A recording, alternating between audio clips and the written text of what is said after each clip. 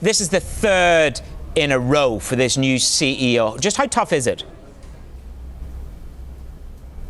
It is really tough. This is actually the first profit warning for the new CEO, Shelenius, who just came in May. And we had two profit warnings before that from Zecha, the famous CEO, last year. But obviously, these three profit warnings are all coming from the same time. Shelenius really hasn't had enough time as CEO to really change things a lot. But I think investors are really going to start looking at this and say there must be something fundamental here. We've heard a different reason for each of the profit warnings, the one in October and the one last year in June. But I think investors are really going to start asking, what's the real reason behind here? And I think this is the time to start looking deeper into Daimler and into European automakers who have all had significant profit warnings in the past year or so.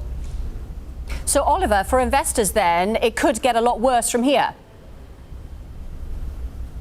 Absolutely. There's a couple of really critical events coming up. We've got the second round of emissions rules coming in September. Last year, those were a huge worry for automakers, and they nearly sent Germany into recession. And then starting in 2020, we've got carbon dioxide fleet rules that are coming in that could spell really big fines for all of the European automakers. That's still kind of up for question for how much emissions their fleets will have, but it's one of those big question marks, and things could absolutely get a lot worse.